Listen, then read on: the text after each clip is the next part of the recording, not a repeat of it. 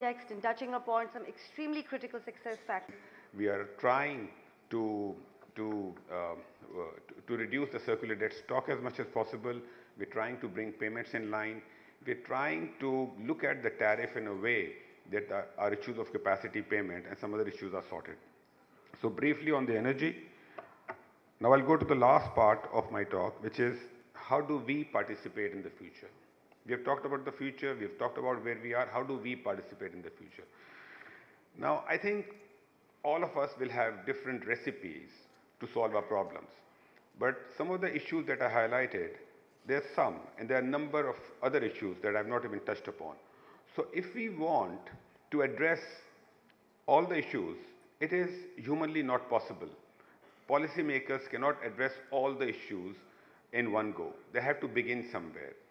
And we need to ring fence and we need to have a framework. Now people talk about that the institution should be fixed. And I know there is research by Ashimoglu and Robinson, Why Nations Fail. But there is another research that you can't fix institutions unless the economy has got enough purchasing power and growth. What comes first, institutions or economic growth? Now the countries who have progressed in the, people talk about corruption. The countries have progressed despite weaker institutions, despite corruption, despite not having the perfect education system. So we need to first decide what our big focus will be. India doesn't have the best institutions today. China has faced corruption, we all know that. Malaysia and Singapore initially 50 years ago did not focus on these things. So in order to participate in the future, the big question that we need to ask and answer is, where do we begin? What do we focus on? What's the framework that we will create? And I think the framework that I would leave you with is, we need to have a framework where we have a few objectives, few big objectives, and those objectives will lead to strategies, and the strategies will lead to the action points. So what should be the 2 or 3 big objectives that we should focus on? And those objectives will keep changing. They won't be consistent forever, maybe for the next 5 years. And I think Pakistan needs to focus on 2 big objectives, and those should be exports and formalizing the economy. Why exports? I think exports is one thing. For example, China, their mantra was manufacturing being the factory for the rest of the world. India, IT, and being the back office for the rest of the world. So there is 1 or 2 big things that we need to focus on. Now, if we focus on exports, now that leads to a number of strategic steps that we need to take. Some of them will be, what should be the role of state? Government's footprint and SOEs are leading to inefficiencies. That's leading to misallocation of our scarce resources, financial and human. That's affecting the meritocracy in the economy. That's leading to some people not being competent enough but being rewarded unfairly. So if we focus on exports, we will need to answer what do we do with the SOEs?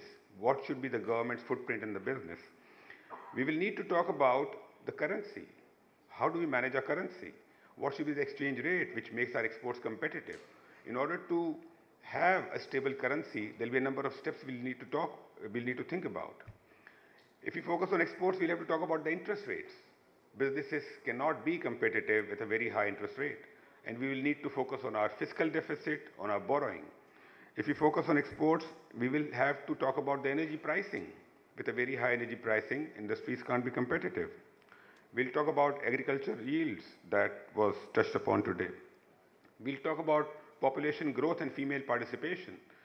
No country, besides the one who have got natural resources like oil, no country in the last 50 or 100 years has grown consistently without an active female participation in their workforce. It's proven research, because when you have female participation, it leads to a higher per capita income and it leads to low wages for the industry. We need to talk about labor arbitrage, because labor arbitrage will lead to exports. Pakistan today is much cheaper compared to the rest of the world in terms of IT exports. We have a large pool of young people, and we are not even focused on vocational training in the country. There's a huge demand in the neighboring countries for vocational training.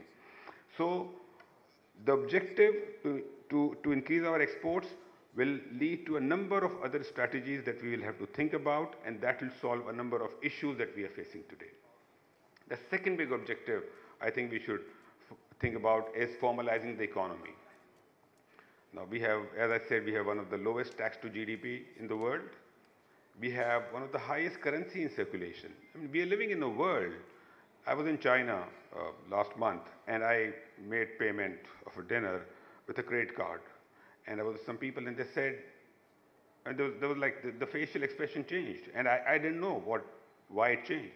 And they said, we actually use WeChat and Alipay here. So, and when you go to a normal hawker store, people are taking payment from credit card. The economies have formalized, have documented themselves. When we talk about formalizing the economy, besides tax to GDP, we'll have to automate things. We'll have to bring technology. NADRA will need to get strong. We will need to talk about corporatization. In Pakistan, we have more than 3 million businesses, and only 100,000 of them are corporatized. We do not have a business registry in this country at the moment. We don't have data that who is doing what business.